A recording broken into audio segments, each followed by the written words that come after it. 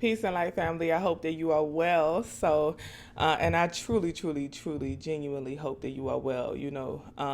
It's a lot going on right now, and I do understand at this time it's stressful for a lot of people, and we're watching the news and we're seeing what's going on. And I just want to say that I send my love to you and I pray your wellness, truly.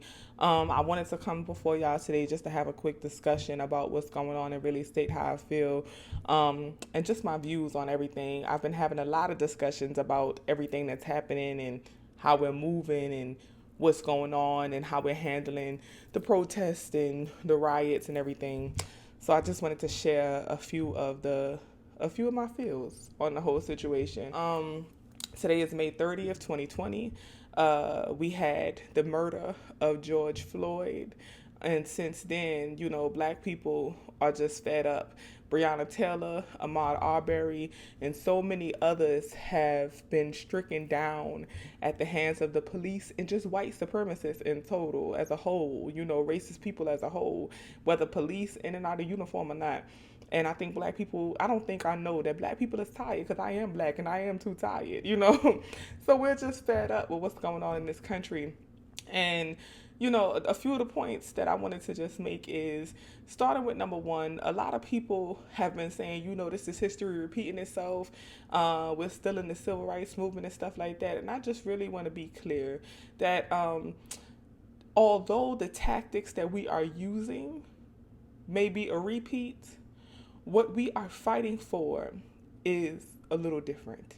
I think that during the civil rights movement, we had somewhat of an agenda, and the main points in that agenda was the right to vote. Most people wanted integration. Most people wanted financial equity and things like that. Not even financial equity, but just the opportunity to be able to integrate and to be served in the front of a restaurant and to be able to go where we wanted to go and things like that. That was the civil rights movement of the 50s and 60s. And, we were pacified. And when I say pacified, I mean, if we had a black agenda back then, we were granted maybe one or two things on that black agenda, which was we were granted the right to vote and we were granted integration. Whether good or bad, we did get those two things.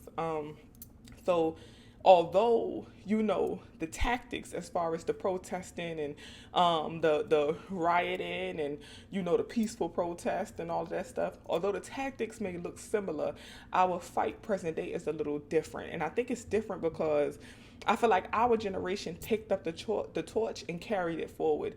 Our generation now realizes that the right to vote is not enough. Integration is not enough. Just because we can go to school with white people does not mean that our education is equal to white people. Just because we can go to a restaurant and sit with a white person does not mean that we are treated the same at that restaurant. So I think what we are doing is we are now digging deeper into our black agenda, and we're realizing that our black agenda is more than just the physical things that we can do, like go vote or go to a restaurant or go to a school. I think it's really more actual tangible needs and spiritual and mental treatment and spiritual and mental wellness beyond just the physical things. Not only do we want to be going into a restaurant and be able to eat what we want in a restaurant and eat whatever we want, we also want to be treated the same because that contributes to our mental wellness. We want to be able to go to school and be educated the same because that contributes to our mental wellness. So I feel like beyond just asking for physical needs and tangible things, we are now asking for mental and spiritual needs. We are asking for our children to be able to be equally and properly educated. We are now asking for us to be able to walk down the street and not be harassed by police, which contributes to our mental and spiritual wellness. We are asking to be able to drive a car and not be pulled over unnecessarily because that contributes to our mental and spiritual wellness. We are asking to not see someone dressed in blue and immediately have fear strucken into us, which attributes to our which attributes to our mental and spiritual wellness. So I think what we have to be mindful of is this generation, this new revolution. It's not a repeat of history. We are digging deeper. We are going further. We are taking our ancestors' torch and we are running it to the next line, and our children will do the same and do the same and do the same. I think now we're going beyond, once again, the physical, and we are asking for equal treatment that contributes to our mental and spiritual wellness. I feel like we are asking for financial equity, not in the form necessarily of maybe a check, which would be nice to have reparations in the form of a check, but reparations in the form of opportunity, which brings me to my next point. Something people have just been asking me constantly, like, well, how do you feel about the protest, and how do you feel about, people rioting? And I say rioting because, I don't feel like it's a riot. I feel like it's a form of revolution. There is nothing wrong with having peaceful protests and calm protests, and there's nothing wrong with also having a little black rage on your hands. I feel like we need a combination of both. So, in regards to the way in which the revolution is looking, in regards to the tactics that are being used to revolt, I am for both. I am for the peaceful protest and the calm, but I'm also for the rage and the uproar, because I think that, sometimes people need to see that as a community we could go there. Sometimes people think that we don't have unity, but I think, by those riots popping off in Minneapolis and then going to Texas and Georgia and New York and DC and so many places, people are seeing that we are, as a collective, we are unified in our tiredness. As Fannie Lou Hamer said, I'm sick and tired of being sick and tired, and I think we are collectively in unity. We are sick and tired of being sick and tired. So I do think that there are benefits of both peaceful and protests that ruffle some feathers, that may burn some shit down, that may fuck some shit up. Sometimes we need that, and I feel like a lot of people, speaking specifically to Mayor Keisha Bottom of Atlanta, when she said that, this is not the civil rights that Martin Luther King fought for. This is not the civil rights movement of Martin Luther King. Martin Luther King was not only he was not the only powerhouse of the civil rights movement. I feel like we give a lot of credit to Martin Luther King, which he deserves much credit. But I also feel like, Malcolm X deserves a lot of credit. Elijah Muhammad deserves a lot of credit. The NOI and the movement that as a whole deserves a lot of credit. The Black Panthers deserve a lot of credit. I feel like there are a lot of black coalitions that deserve a lot of credit. Martin Luther King was not the only force that helped us to progress to get where we need to get. If it wasn't for Malcolm X letting them know, y'all better deal with him, because if you don't deal with him, you're going to have to deal with me. And you don't want more of me, so you better go with him. I think if he didn't give that forewarning, then a lot of the results that was yielded from the nonviolent protests would not have occurred. Another thing I want to remind people of is, although Martin Luther King was nonviolent, yes, he was nonviolent, he still got arrested. He was a peaceful protester. He still got his ass whooped. He still got hit. People who protested with him, who did sit-ins with him, and without him, look at SNCC, look at the Freedom Riders. They were doing sit-ins when they were doing the Freedom Rides down below the Mason-Dixon line, below Bible Belt. They were getting beat down, they were getting arrested, they were going to jail, and they were peacefully protesting. Martin Luther King also was assassinated, just like Malcolm X. So that proves that whether you are violent or non-violent, the results are still the same. You are still treated the same. So it does not make a difference whether you are violent or non-violent. One tactic does not trump the other. Only thing is, which moves me to my final point, we need to be unified in the goal. Regardless of the tactic you use, our goal needs to be the same. That's what we have to make sure of. We need a solid black agenda. What are we asking for? What are we seeking? I feel like our ancestors were clear, and the only things that they were very clear about are the things that we got. They wanted the right to vote. They wanted integration. Those are two clear asks, and those were the things that we received. I think we need to get more clear in our ask. Yes, we need a variety of tactics. It's just this movement is just like a building. Our black agenda is the building. It's the destination. It's where we're trying to go. Now, I could go up this street to get to that building. I could go around the corner, up the block, and down the hill and get to that same building. It's multiple paths that I could take to that building. But at the end of the day, as long as we get to the same place, the same destination, the tactics are not in vain. We need a building. We need a unified destination. We need a unified black agenda. No matter what tactics you want to use to get there, they will all lead us to the same path as long as we are working with a unified intention and a unified agenda. Okay? One tactic, one path does not trump the other. It does not. Now, with that being stated, what should our agenda be? Our agenda, in my opinion, needs to be financial equity. And when I say financial equity, a lot of black people may feel a little ruffled when I say this, but I'm not speaking on a check. that we need. I don't feel like we need a check cut in the form of reparations. Reparations does not have to look like a stimulus check going only to African descendants of slaves, only the black folks, black African Americans. I don't feel like that's what reparations need to be. Reparations needs to be equal opportunity. Reparations need to come in the form of investments. Invest in black businesses. Invest in black business plans. Have venture capitalist funding. Give black folks the opportunity to make our own money and sustain wealth. We need financial education, financial literacy implemented in our schools.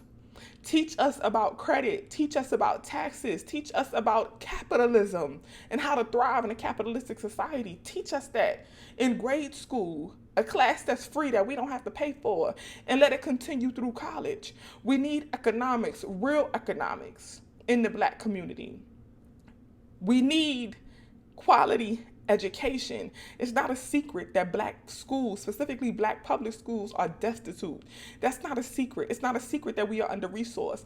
I taught in a black public school, mostly black, teaching young children who were coming home from Rikers Island, okay? I taught in New York City Department of Education schools. We were definitely under-resourced. I was at a brand new site. My first really month or two there, we did not have desks. We did not have textbooks. We did not have anything we need. I used to have to go on a computer and print papers and articles and readings. My students had to sit at tables that were donated from a local shelter that an artist repainted and revitalized so that we could be able to use. We didn't have anything we needed, but we still made do. I made school happen. I shouldn't have had to, but I did, but I shouldn't have had to, and that's the point. Our teachers should be well-resourced. Our schools should be well-financed. So our Black agenda needs to be about financial equity in the form of we need our schools to be resourced, our schools to be funded. We need Black businesses to be funded, okay? We need to make sure that we have financial literacy taught in schools. That's all a part of our Black agenda. Another thing that's in our Black agenda is civil liberty protection. We need a course on our civil rights and liberties in Black schools. We also need charges to be brought about, charges to be pressed against police officers who break the law against civilians, period. In any way, shape, or form, whether if it's assault, it shouldn't have to just be murder. If a police officer assaults a civilian, he should go to jail, period. Charges should be pressed. We need equal treatment. We need to make sure that every police department has a board, a review board, as Killer Mike said, a review board where if an officer has 2 or more infractions against them of police misconduct, you are fired, period. As Killer Mike said, it shouldn't take 3, 4, 5, and he keeps getting passes, and the next thing you know, he kills somebody, like the officer who killed George Floyd.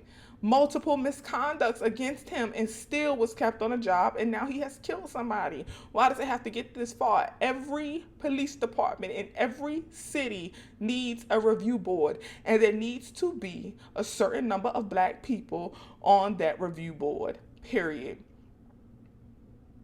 So those are just some of my suggestions on what our Black agenda should be. But like I said, I really just don't want us to shame different tactics that are being used to achieve our goal. We cannot judge one or place one over the other, peaceful versus violent, nonviolent versus violent, peaceful versus rage. None of that should matter. We are all sick and tired of being sick and tired. You cannot tell Black people how to grieve and how to express our weariness. We are weary as a people. Now, what I do urge us to do is, no matter how you are releasing your emotions, check in.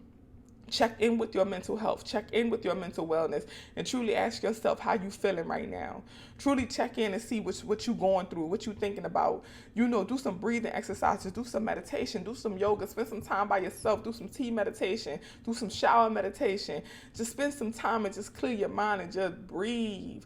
Do something you love to do. Don't just take a break from the news and from the media and just sit in silence for a second. Do some writing, some journaling, release your thoughts and your feels about everything that's going on. Don't keep that anger and that rage bottled up and just keep feeding feeding it and feeding it, because eventually you're going to explode. And we know when we explode, good things don't happen. Okay, so just mind your wellness. Mind your wellness. Treat yourself with love and with light, and care for you during this time, because it's much needed. But support our brothers and sisters, whether you agree with what they doing or not. Support them. And just this is a bonus point as far as people, because I already know people gonna be like, well, they breaking in black businesses and stuff in Atlanta. They broke into a lot of black businesses everywhere. I got family in Virginia. They said that a lot of black businesses were looted as well.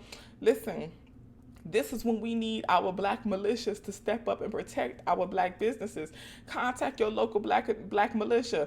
Contact the NOI in your neighborhood. This is why you need to build relationship with people more than just your church and stuff like that. Build a relationship with the FOI and the NOI in your neighborhood, especially if you're in Atlanta, because they out there. I know that for sure. That's a black militia that to protect black business. You got to make sure that you got relationship with people like that. You know, I see a lot of photos and videos, and even here in Harlem, where you got black folks outside protecting black businesses. And if it's your black business, stand out there. Don't just sit in your house like, oh, they going crazy, they looting and stuff. Those your people. Stand out there with them and stand in front of your business and say, nah, y'all, this black owned, this my business. Look, please don't loot my stuff. We love each other. We do. We love each other. If you out there and you protecting your business and they still do it, then I apologize to you. And go about the proper precautions and be safe. But stand in front of your business and protect your business and let our people know, like, look, y'all, this is mine. And then also be mindful that it ain't just us that's out there looting. It's a lot of agents that's on the low, that's doing wrong. So don't just blame black folks for destroying these black businesses. As we saw from the video of the undercover agent breaking down the AutoZone windows, it ain't just us who is doing that, okay? So be mindful of that before you point the finger at your people. But once again, just support each other, y'all. This is not the time to be divisive and to say this method is better than that method and Trump this method and all that stuff. This is not the time for that, y'all. What we got to do is come together, and we got to show love to each other, and we got to show support for one another. Whether you agree or disagree with how somebody is doing it, as long as our destination is the same, the path is good. Period. Peace, family. I love y'all. Stay well, stay light, stay up. Peace.